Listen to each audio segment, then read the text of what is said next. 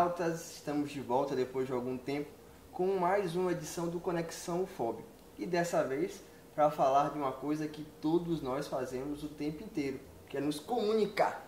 Mas será que nós estamos nos comunicando da maneira correta? Ou nós estamos praticando uma comunicação violenta? Você aí de casa, quem já não criou algum tipo de peleja, né, no Instagram, no WhatsApp, por desentendimento pela forma como você se expressa? Então, para falar um pouco da comunicação não violenta, a gente está aqui com Taina Meirelles, que é especialista no assunto. E aí, primeira coisa que a gente precisa saber é, afinal, o que é uma comunicação violenta? Violenta. É, a comunicação violenta. Pronto. Bom, a comunicação, né, que a gente chama assim, o oposto, né, a violenta, seria a comunicação habitual, que a gente usa no nosso dia a dia, né? Que é uma comunicação onde a gente não dá espaço para escutar o outro, né? Então, por exemplo, você começa a me contar alguma coisa e eu, de imediato, já quero solucionar a sua vida, né? Ou já quero te dar um conselho, ou então eu começo a falar de mim, eu estou sempre, na verdade, eu não estou escutando, eu estou ouvindo para responder. Então, essa é a primeira característica de uma comunicação violenta, né? Ou seja, é o que eu estou fazendo agora, interrompendo, né, a sua fala. Então, assim, porque muitas vezes as pessoas confundem uma comunicação não violenta com uma comunicação que é baseada numa pessoa ser doce, isso, fofinha, mas não tem nada a ver com isso, então. Não tem a ver com isso diretamente. As pessoas acham isso mesmo, assim, a comunicação não violenta eu vou ficar zen, né? Eu vou ficar meditando. Não tem a ver com isso, né? Tem a ver com uma comunicação onde eu dou espaço para a comunicação. Então, eu costumo trabalhar muito isso, digo, respira, olha, o que o outro está realmente falando, né? Então, tem a ver com essa escuta, como eu estava te contando, e tem a ver também com outro aspecto da comunicação, que é o se expressar, né? Porque eu digo que a gente não sabe nem escutar o outro, nem se expressar. Então, como é que a gente costuma se expressar? Eu mando uma mensagem para você, né? E eu acho que você entendeu a minha mensagem. E a mensagem dada não é uma mensagem recebida. Então, eu não checo se você entendeu. Então, a gente entra naqueles conflitos de... eu já disse isso várias vezes, Danilo, né? Por exemplo, digamos que eu trabalhasse aqui com você. Então, eu peço para você fazer algum tipo de, né, de trabalho e tal. Danilo, tem que entregar. Você já fez, Danilo, aquele trabalho? E você não sabe exatamente o que é, para quando é, Meus como é. Meus estagiários sabem bem disso, né? Né? É uma comunicação para os meus estagiários, né? Eu falo muitas vezes a mesma coisa. Isso. Significa que a mensagem não está chegando. Pelo menos não como a gente gostaria, né? Então, a gente precisa trabalhar esses dois aspectos. Tanto aprender a escutar, dar um espaço aqui, escutar realmente antes de responder. Né? Então, não escutar para responder, escutar mesmo, para compreender. E depois responder, né? E tem a ver com aprender a se expressar melhor. Ou seja, aí se expressar melhor tem a ver com aprender a dizer aquilo que você realmente quer do outro. Ou seja, ser sincero. Ser sincero. Ser honesto, né? A gente costuma falar que CNV, que é a sigla para comunicação não violenta, é uma linguagem de conexão, né? É uma linguagem de verdade. Então, eu quero falar, por exemplo, eu estou precisando desse trabalho e tal. Por que eu preciso disso para amanhã? Por que essa urgência? O que está por trás disso? Então, digamos, se a gente não entregar isso amanhã, vou prejudicar um outro trabalho, vou prejudicar um evento que está sendo produzido aqui, né, pela ESCOM, etc. Então, eu preciso dizer tudo isso para outra pessoa para que ela entenda a urgência do trabalho. Porque se eu digo para o outro simplesmente, você tem que fazer isso até amanhã, como é que você reage se eu fosse aqui sua chefe, eu digo isso para você? Danilo, tem que entregar amanhã. Como é que você se sente? Você conecta com o meu pedido do trabalho? Não conecta. Não conecta. Você conecta com o quê? Conte aí. Não conecta, assim... As pessoas geralmente não gostam de receber ordens. Não né? gosta, exato. Então... Você conecta com a ordem. Você não conecta com o que tá, o conteúdo da mensagem. Por isso que a mensagem não chega. Você fica pensando que eu tô te dando uma ordem e aí você reage a isso. E você não quer fazer, não quer entregar. Vendo, então, que a comunicação não violenta, ela meio que cria um embate com o jornalismo, né? Que o jornalismo é só pergunta, né? Você não deixa a pessoa falar uma coisa, você já emenda uma pergunta, não para de perguntar. Já no caso da comunicação não violenta, você precisa ouvir a pessoa sem interrompê-la, né? Assim, de maneira geral, no primeiro momento para saber o que é que ela quer e tal. Mas você pode até perguntar, mas umas perguntas, eu costumo falar que são perguntas de checagem. Então você vai checando se você está compreendendo a mensagem. Você começou, por exemplo, eu te fiz uma primeira pergunta, você começa a responder e é uma dança, né? São perguntas de checagem se eu estou compreendendo aquilo. Não são perguntas de curiosidade, eu não saio do assunto. Normalmente no nosso diálogo, nas nossas conversas, eu vou emendando perguntas e tal, que saem totalmente do tema, né? Do assunto. E que acabam levando a conversa, né, a se centrar em si mesmo, né? Exatamente. Geralmente. E aí eu faço agora um questionamento, que eu imagino que as pessoas que estão assistindo também devem ter. Aí eu falo, meu Deus, como é que eu vou fazer para mudar toda a comunicação que eu fiz até hoje para que ela não seja uma comunicação violenta? Já que toda a base dos nossos relacionamentos, né, com familiares, com colegas, né, e com as pessoas de maneira geral, ela é baseada nesse diálogo e esse diálogo muitas vezes acaba interrompendo essa escuta, né? Exato, nesse diálogo onde eu costumo dizer que parece uma guerra para ver quem fala mais, né? Ou quem fala. Né? Eu falo, você fala por cima, eu falo, você fala por cima, né? E, por exemplo, não só no trabalho, mas nas relações mais próximas, né? Somos amigos, saímos, sei lá, vamos tomar uma cerveja e conversar. Eu começo a contar, a gente não se vê há um tempão. Eu falo assim, ai, Danilo, meu trabalho tá chato. Nossa, tem um colega de trabalho difícil e tal. Aí você, de imediato, diz o quê? Nossa, meu trabalho também, não aguento mais meus estagiários. Eu tenho Não, adoro meus estagiários. Né? São ótimos meus estagiários. Né? Ou, por exemplo, isso. E aí diz assim, você tem esse problema? Eu não tenho. Pode ser o que for, mas assim... Os estagiários e os ex-estagiários também. E os ex também. Mas você percebe, Jame, que eu falei de mim, comecei a falar do meu trabalho, você emenda falando do seu. E aí eu tento tomar de novo a palavra e digo, sim, mas eu tava dizendo aqui e tal. Aí a gente fica nessa briga e a gente nem percebe. Quer dizer, não necessariamente se instaura um conflito na relação. Pode ser que isso aconteça, depende do contexto. Mas normalmente uma conversa de dia a dia tá nesse lugar. É o conflito da conversa, né? Então, como mudar isso, né? Então, por isso que eu falei, a primeira coisa é dar uma acalmada, dar uma respirada para ouvir. Então, isso, o outro começou a dizer, eu tenho essa questão, tudo bom, Daniela? Nunca mais eu te vi e tal. Poxa, eu tô passando esse trabalho. É mesmo, tal. E vai ouvindo. Porque às vezes, com calma, às vezes a pessoa só quer dar soltar um pouco aquilo, desabafar. A gente acha que toda conversa, quando a pessoa falar com a gente acha que tem que responder para o outro achar que a gente está interessado no que ele está dizendo. Isso é um equívoco. A gente não é assim, na verdade. Não, tá vendo, gente? Quando alguém for conversar com você, não interrompa. É bom exercitar o silêncio, a escuta.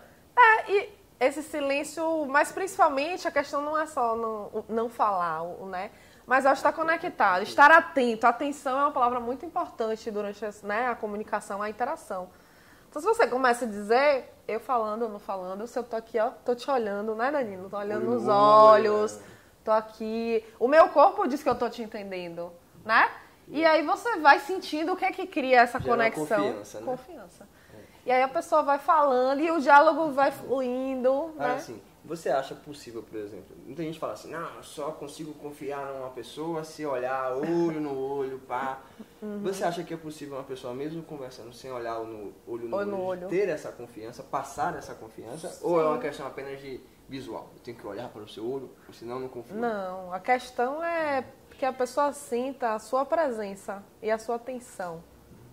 Tem gente que tem mais essa dificuldade, como você falou, né? Assim, eu não conheço a pessoa, às vezes não tenho intimidade. Porque o olhar no olho, a gente perdeu tanto costume de fazer isso, né? E hoje cada vez menos, né? Que a gente passa a maior parte do tempo com os olhos em telas, né? Exato. Seja tela de smartphone, tela de televisão, tela de computador. Exato. E assim, o grande desafio é justamente esse, né? A atenção.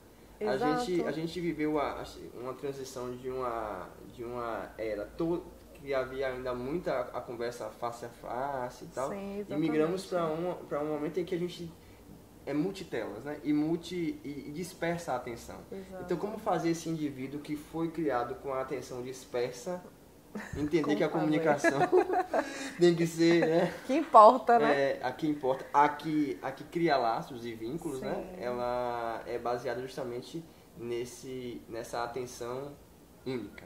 Exato. Bom, aí você falou como, né, convencer ou como contar é uma questão de escolha, né? E uma questão de experimentar também, né? Você esteve na oficina e viu, então assim, a gente começa quando a gente prova essa interação atenta, em pouco tempo a gente está confiando no outro, não é assim que acontece? Então eu já começo a me soltar, a falar, então é uma questão de escolher experimentar, né? Esse lugar que você falou, tem isso do costume, né? Então, hoje em dia, a gente tá aqui no celular, né? Você tá falando e eu tô assim, fale aí. Eu quero estar e não quero falar com você. Não, pode falar, tô ouvindo. Nem olha pro outro. Quer dizer, não tem como gerar uma conexão. Eu não sei você, mas, por exemplo, eu, particularmente, eu tenho muita dificuldade em estar no celular e conversando com alguém. Minha atenção, né? Ou eu tô conversando no celular, ou eu tô... às vezes eu tô com a pessoa ali, ela tá falando e eu não tô entendendo nada. Tá entendendo nada. Mas eu tô ali, Exato, isso mesmo, exatamente. Ou então, faz, sim, não. Exato. E eu, né, até você falou isso, foi bem interessante. Às vezes tem pessoas que falam assim, mas eu não tenho tempo e só tenho aquele tempo com aquela pessoa de dar atenção, de parar o que eu tô fazendo. Eu digo, mas aí, qual é, né? O que acontece? Você tá aqui falando, às vezes eu tô te olhando, você tá falando e eu tô, tá bom, Danilo, e minha cabeça tá em outro lugar. Então, a atenção, como você falou, não é só o olhar, tá? É realmente, eu falo assim, nossa cabeça realmente não para, né? É muita coisa, muita ideia e julgamentos que estão o tempo todo aqui enquanto eu estou interagindo. Esse é outro tema importante que a gente fala. É importante. Né? Aí, lidar com os julgamentos que nós fazemos o tempo inteiro. E as histórias, como você mesma falou, que nós criamos, né? Já falo disso. Então, assim, no momento da interação, eu preciso dar suspender um pouco esse julgamento, colocar ele aqui de lado. Eu costumo falar mesmo, bota na prateleira aqui. Imagina uma prateleira, bota e diz assim, peraí, julgamento, deixa eu conhecer essa pessoa aqui para além de você. E aí eu consigo estar presente, né? Pego meus pensamentos também, que estão aí turbulentos, coloco aqui, dá um tempinho. 2 minutos eu vou dar atenção a essa pessoa, né? 5 minutos eu vou dar atenção, mas realmente querendo entender o que está acontecendo, o que ela está me dizendo. E se eu tiver uma dificuldade de entender, porque isso também acontece, né? Como eu falei, a mensagem dada nem sempre é a mensagem recebida. Então, eu tô ali atento, se eu tô realmente querendo entender e tem algo que eu não entendi, eu posso perguntar, dizer assim, Danilo, eu entendi você dizer isso. Foi isso mesmo? Eu tô mostrando pra você muita desse jeito, né, que eu quero entender. Porque ela acha que essa repetição acaba gerando um estresse, porque você está tendo que repetir o que você falou. Mas, na verdade, em algumas situações, ela é muito importante, né? Muito importante. O reforço para que a pessoa entenda. Porque, assim, a gente tem muitos casos de desentendimento, de briga e até mesmo de rompimento de relações por falta de compreensão. Sim, exatamente. Essa coisa né, que é a checagem, muitas vezes, como você contou, tem gente que acha que é perda de tempo, que vai aumentar os diálogos, mas não é, porque você garante que a mensagem chega. Quantas vezes você fala, né, querido? Fala a mesma coisa para a mesma pessoa 1000 vezes. Você gasta muito mais tempo. Eu quero que você faça isso. Lembra o que eu falei? Exato. Ou às vezes você tem a memória fraca e você não falou isso não, aí você se vê como um louco. Exatamente. Né? Eu não falei isso, mas eu falei. E você disse que falou, e às vezes você falou de uma forma diferente do que você está falando agora. A pessoa está ouvindo outra coisa ali. Nem sempre o que eu falo é entendido como, né? As pessoas têm uma filtragem, né, um filtro sobre o que a gente fala e o que elas compreendem. E muitas vezes, não só o filtro, muitas vezes elas não estão atentas mesmo. Igual você de casa, não está atento no outro quando ele está falando. Ele também não está atento em você. Então ele está ali preocupado com, né? Não sei, com os filhos que estão em casa, com o carro que tem que levar para a oficina, não sei o que, está ali no trabalho, mas a cabeça não está ali naquele momento. E aí, meu amigo? Né? Então é sobre fazer esse recorte, esperar, respirar, estar presente, checar se você entendeu se é isso mesmo, não é, né? Esse é um dos aspectos, né, da comunicação não violenta, que é algo extremamente amplo aí. E os julgamentos? A gente vive para duas coisas, né, basicamente. Nosso modus operandi do ser humano. Julgar. Sim. Julgar o outro. E o segundo eu me esqueci, mas vamos falar do julgamento. Eu pensei tanto que a julgar e criar histórias. E criar a história. É, que, na verdade... Vamos dar um exemplo, por exemplo, das histórias que a gente cria. Pronto, vou dar um exemplo. E aí você falou que são duas coisas, mas, na verdade, julgar e criar histórias estão no mesmo lugar, a mesma coisa. Vou dar um exemplo, que é um exemplo muito simples, todo mundo entende. Você trabalha, né? Tem aqueles colegas de trabalho, e você tem, né, daquela relação, fala todo dia, né? A pessoa chegou, cumprimenta, conversa, tem uma boa relação. Um belo dia chega um desses colegas seus e não fala com você, não te dá bom dia. A importância do bom dia. Passou direto ou sentou lá na mesa e tal. Qual é a primeira coisa que vem na sua cabeça? Normalmente é... Tá zangado comigo. Tá brigado comigo. Comigo. Fiz alguma coisa pra ele. E agora? Né? Então, normalmente, nosso primeiro pensamento é um pensamento que está associado à nossa linguagem, ao julgar, que é um pensamento de culpa, assim. O que é que eu fiz para essa pessoa? Esse é o primeiro. Então, quando eu faço essa pergunta, né, a mim mesmo, eu já estou conectado com a história. Você percebe? Então, eu estou assim, eu fiz algo, devo ter feito alguma coisa ontem, que eu nem sei o que foi, não lembro, mas aí ficou chateada. Aí já... Tô errado, fiz merda. Aí você começa, e aí começa a imaginar o que foi que você fez, começa a criar a história, cria um enredo super coerente na sua cabeça que justifica o seu amigo não ter falado com você naquele dia, o seu colega de trabalho não ter falado com você naquele dia, né? Então isso está conectado à história. Dificilmente vem na nossa cabeça, né? Às vezes vem no segundo momento, o pensamento de, nossa, essa pessoa hoje parece que não está muito bem, porque é uma pessoa que normalmente cumprimenta. Hoje não falou comigo. Hoje não falou comigo. Não é comigo, entendeu? É ele que não está bem. O que será que aconteceu? E aí eu digo, se você se importa o suficiente, você pode checar. Então você pode chegar lá e dizer, olha, eu percebi que você hoje não cumprimentou e tal. E isso me levantou uma suspeita de que você pode não estar legal, que aconteceu alguma coisa. Eu quero que você saiba que eu vi isso. Né? E quero checar se é isso. Se você quiser contar pra mim, qualquer coisa, eu tô ali. E não fique estressado vivendo com a história que tá na sua cabeça, né? E essa história, você falou, julgamento e história vai no mesmo caminho. Porque essa história de que, ai, eu fiz alguma coisa. Ai, meu Deus, o que é que eu fiz que ele não falou comigo hoje e tal? Tem a ver com o auto-julgamento. Né? Diz assim, eu fiz algo. E o julgamento do outro, pensando que o outro tá te julgando por algo que você fez. E aí eu tô vivendo, a gente vive nesse mundo mesmo dos julgamentos, que é, desculpa, Lanil, que é o que impede as pessoas de dar esse tempo pra conexão. E de olhar no olho, porque às vezes é isso, a pessoa não diz assim, mas eu nem conheci você agora, vou ficar te olhando aqui. Eu fico com medo já do julgamento, eu digo, não, vou ficar olhando, ele vai tá olhando pra minha cara.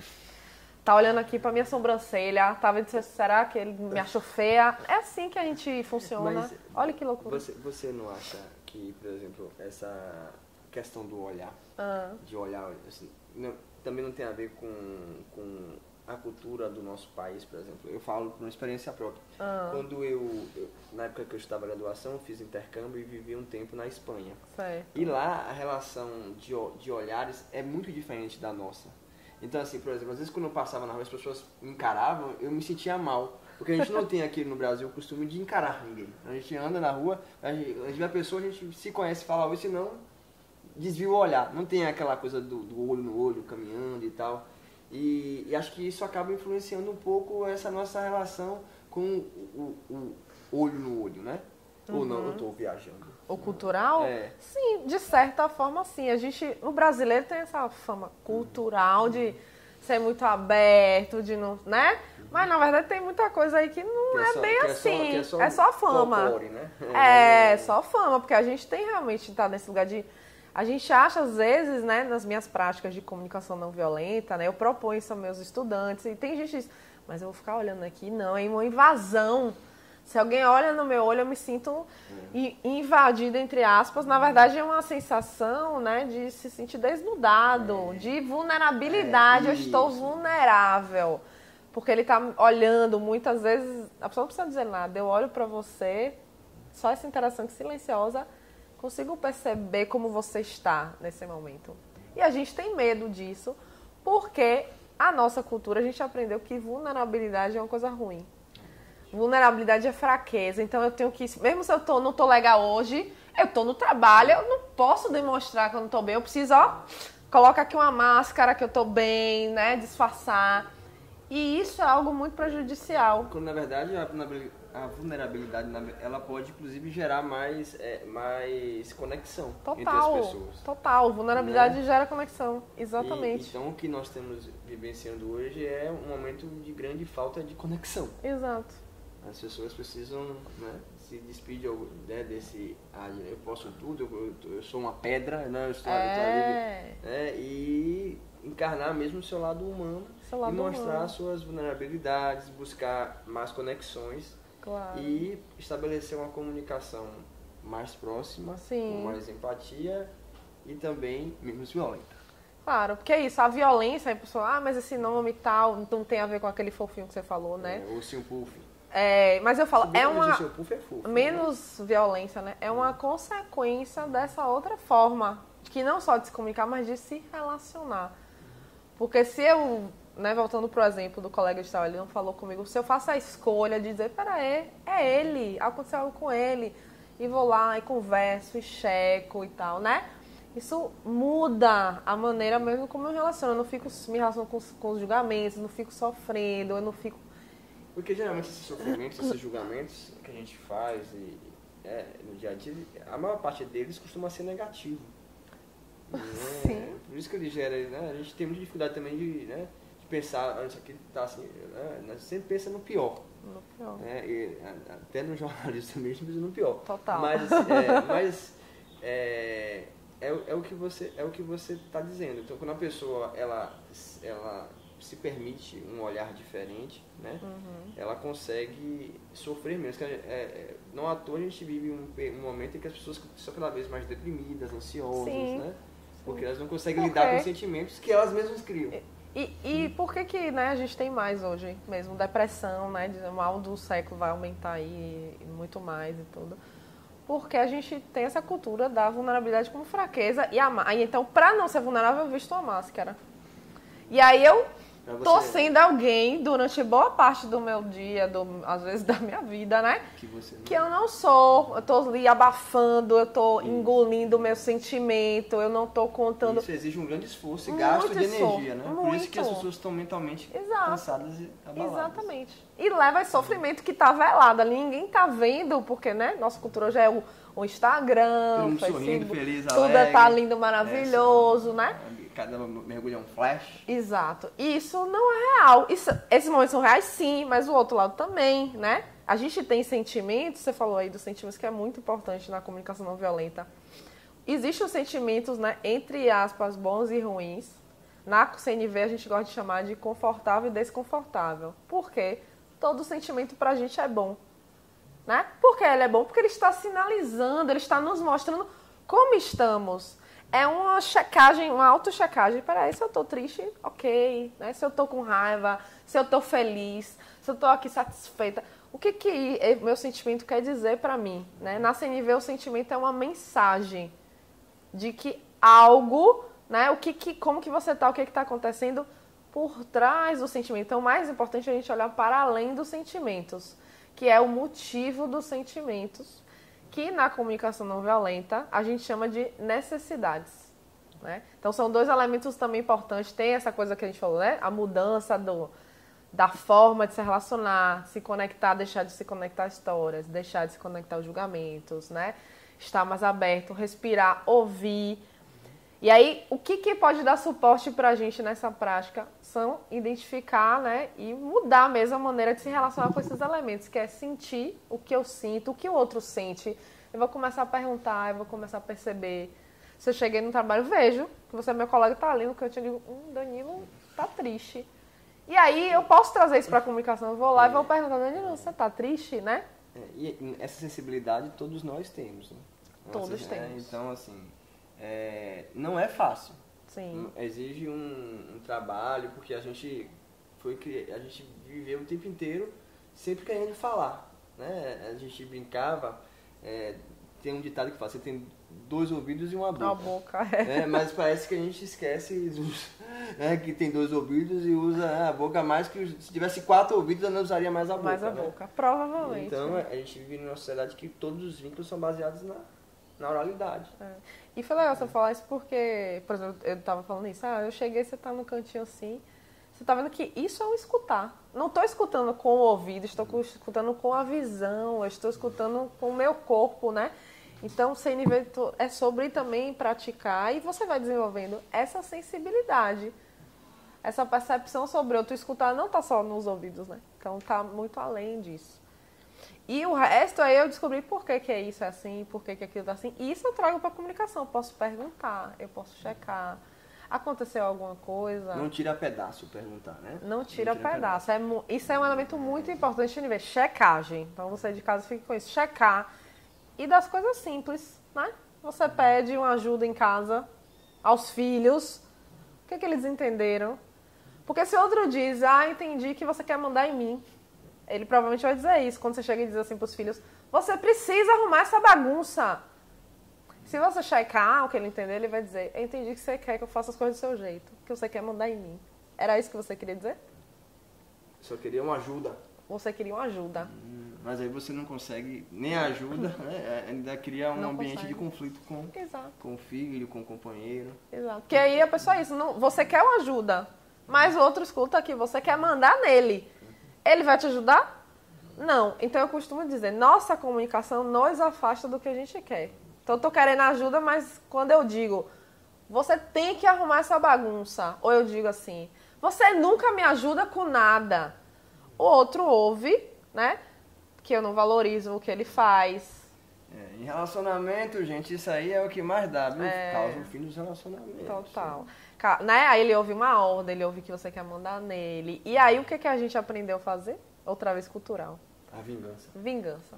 E aí? Né? Você que tá indo pensar em casa, como você falou, no relacionamento, né, afetivo, amoroso, é muito comum. Você chegou cansado do trabalho, tá exausto e tal. Chegou e tá aquela pilha de prato lá. O que você quer? Aí você fica pior, né? Tá a cueca na sala. Exato. Né? Tá aquela bagunça que já é um julgamento, né? O que é bagunça. Mas enfim, aí o que você tá querendo? Você fica pior porque você tá... Não é porque você odeia o outro, não é porque você acha que o outro tinha que fazer. Você fica mal porque você tá cansado, é sobre você, os seus sentimentos. Você queria chegar em casa, tá tudo organizado pra você poder tomar um banho e dormir. Aí, em vez... Qual é a comunicação não violenta? Você chegar e contar isso, falar assim, nossa, eu tô tão cansado, tô exausta, tudo que eu queria era chegar e dormir. A casa, e aí tá o prato. Aí eu penso eu, que eu tenho que lavar e tal. Mas eu queria muito não fazer. Dá pra você fazer? Dá. Isso é uma comunicação não violenta. E aí o que você faz? Você nunca me ajuda em nada! Você é imprestável! Imprestável. Mas já aí alguém ouve que é imprestável, ela ou ele vai lavar o prato? Não. Aí vai a vingança. Ele pensa assim, ele não diz, ela não diz, mas ela pensa... Me aguarde, né? Essa mãozinha assim, me aguarde e verás, né? E aí a pessoa passa a colaborar ainda menos. Porque o que ela tá querendo dizer por trás dessa menos colaboração? Ela tá querendo dizer assim, me valorize. Você não me dá valor. Você não valoriza o que eu faço. Essa é uma frase muito comum em casamentos. Me valorize. Me valorize. E aí valorizar a gente. E aí você não entende o que a pessoa tá pedindo. Quando a pessoa diz não valoriza, você não entende em que momento você deixou de valorizar. É nesse momento. Que embora pra vocês, por que você não entende? Porque você não tinha a intenção de desvalorizar o outro.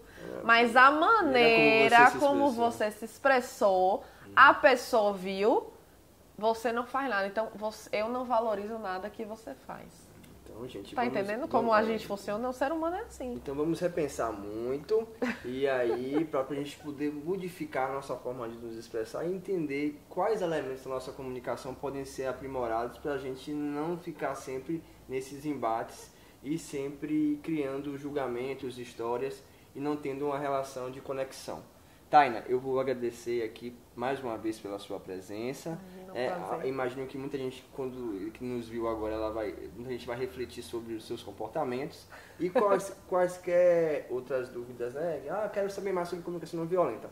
A gente vai deixar aqui na descrição um link para que as pessoas possam saber mais sobre o trabalho que você desenvolve de comunicação não violenta, tá? Pronto, eu tenho um site, Instagram, Facebook. A gente vai colocar... Pedro PP vai colocar né, um caractere aqui, né, na legenda, né, PP? Vocês podem, recomendação de livros, tem 2 livros sobre comunicação não violenta diretamente, tem outros livros relacionados sobre vulnerabilidade, que é o que a gente falou aqui, que apoia muito, né, essa mudança de olhar, essa mudança de paradigma. Então vocês podem, né, encontrar tudo isso aí nas minhas redes. Muito obrigado pela visita aqui a Barreiras e ao FOB, pelo curso que você deu aqui a gente. E vamos, gente, nos comunicar sem violência. Vamos fazer a partir de agora uma comunicação não violenta. E para isso, eu deixo aí, é só buscar conexão. Busca conexão, né? Busca essa conexão com o outro, que a comunicação naturalmente vai se tornando cada vez menos violenta. Quando a gente quer realmente, a intenção é de conectar. Conexão do espelho, entre 2 pessoas. Obrigada. Até mais.